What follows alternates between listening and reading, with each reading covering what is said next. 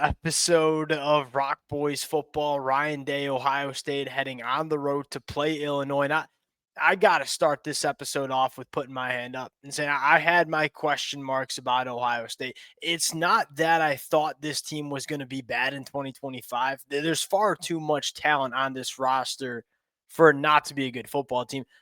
I did have my question marks about them maybe taking a step back. And a lot of it had to do with that defensive front, losing all of the guys to the NFL that this defensive line lost. Were they going to be as dominant along the lines of scrimmage, specifically on that defensive line? And I'll say this, Matt Patricia's come in. He's answered that question in a big time way.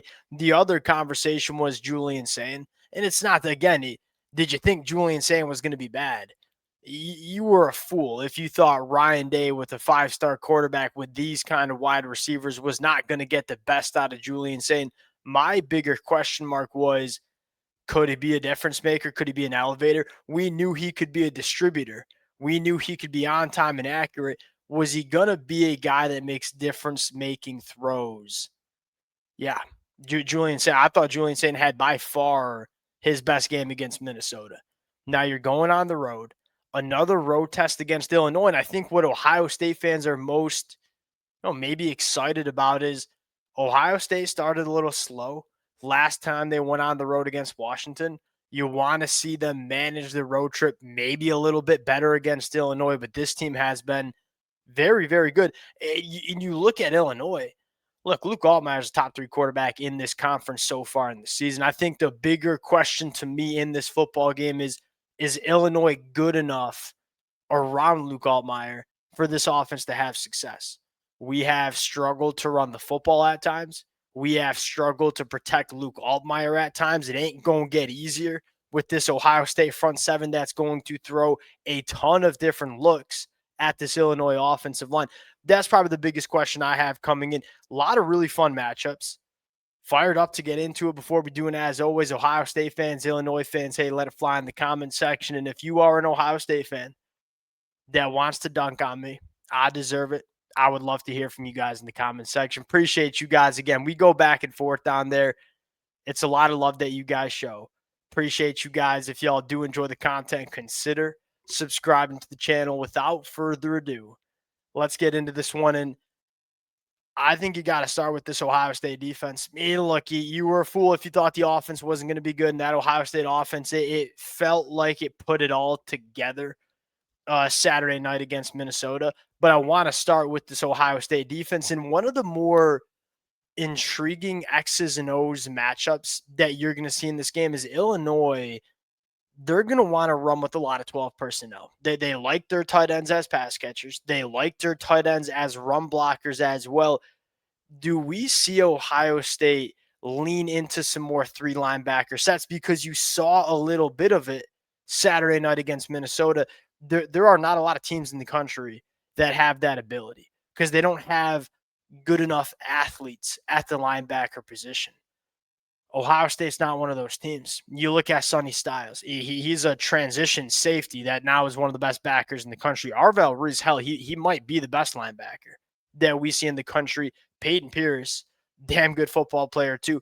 But one thing they have all in common, they're really, really good athletes that you can get all 3 of them on the field at the same time and not really sacrifice a lot of coverage ability and speed in the back end. Illinois is going to throw some 12, maybe even some 13 personnel at you. They're going to want to get their tight ends on the field. I think Ohio State has a unique ability to match that personnel grouping and not give up a lot of speed at the second and third levels of their defense. The second thing I'm looking for, and quite frankly, the biggest storyline here is Luke Altmaier is awesome. Like, from what you've seen from Luke, especially when it's clean around him, he's one of the better quarterbacks in the country. The problem is for Illinois when they have struggled specifically against Indiana was they have struggled to run the football. They have struggled to protect Luke Altmaier. You look at some of the numbers, 3.3 yards per carry on the year. That's 113th in the country. 10.8% sack percentage. That is 125th in the country. If you're struggling to run the football and then you're struggling to pass protect, and you have Matt Patricia and this Ohio State defense coming to town that's been very good against the run, but also I don't even know if the right word is surprising. They've been really good getting after the passer. I mean, Caden Curry on one side, Kenyatta Jackson on the other side, McDonald on the inside, Arvell Reese blitzing from the second level. This is a very potent pass rush unit that Ohio State has. If you're telling me Illinois has to get one dimensional and just drop back and throw the football against a Matt Patricia defense that is going to throw a ton of different things at you because they have the personnel to do so, when you have guys like Arvell Reese, when you have guys like Caleb Downs that can do just about everything you want to ask them to do, Matt Patricia's got all the ingredients to have this really dynamic, confusing playmaking defense. If Illinois struggles to run the football here and they're dropping back and throwing the football consistently against Ohio State, to me, it's difficult to see Illinois having a ton of success. Can these wide receivers separate on a really talented secondary? Can this offensive line consistently hold up in pass protection? Those are the questions you have. When Illinois has been able to protect Luke, when they've been able to get stuff going on the run in the run game, specifically when you saw them play USC, all of a sudden this Illinois offense looks really damn good. That's the conversation here. I got a lot of confidence in Luke Altmaier. I'm not sure if I have that same level of confidence with their offensive line and with their run game. Now, flipping the sides, Julian saying, here's the thing I'll say with Julian saying is I'm not all that surprised to see the completion percentage around 80%.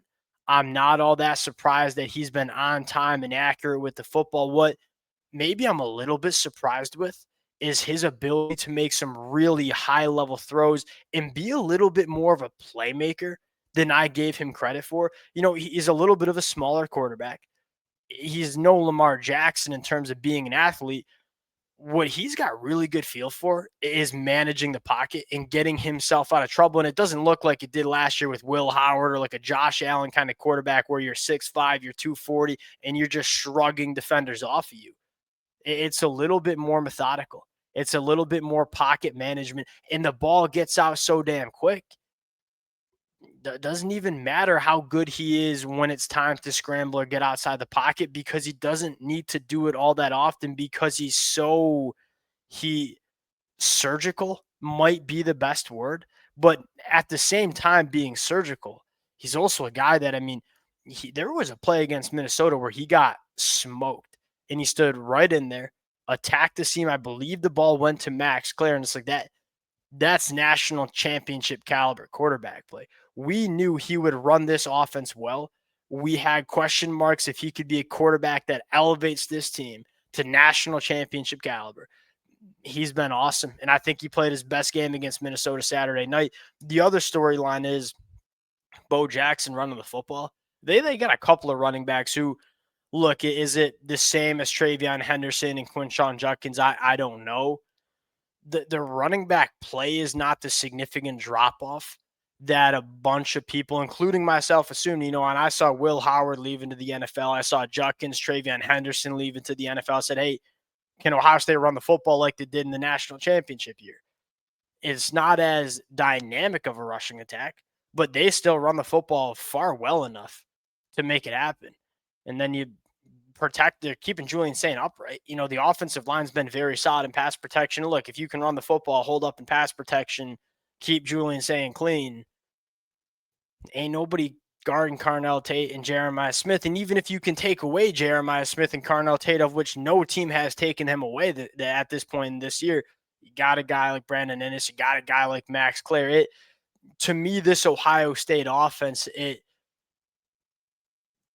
they'll have to play poorly if they don't move the football. And I mean that with all due respect to Illinois. I think Illinois is a very quality football team. I don't know if they have the firepower and the athletes on defense to deal with what Ohio State has. So when I look at this game, this matters. What matters most in this game is Ohio State going on the road and just executing well. Because if they go on the road and take care of business and execute well, they go and score points.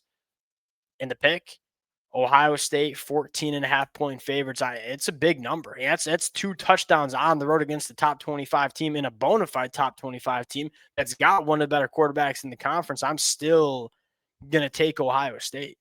This team seems to be operating to its fullest potential. And if they do that against Illinois, I think they run away with this one. We'll close it out there. Appreciate you guys rocking with it. If y'all do enjoy the content, consider subscribing to the channel, and we'll talk to y'all later. Peace.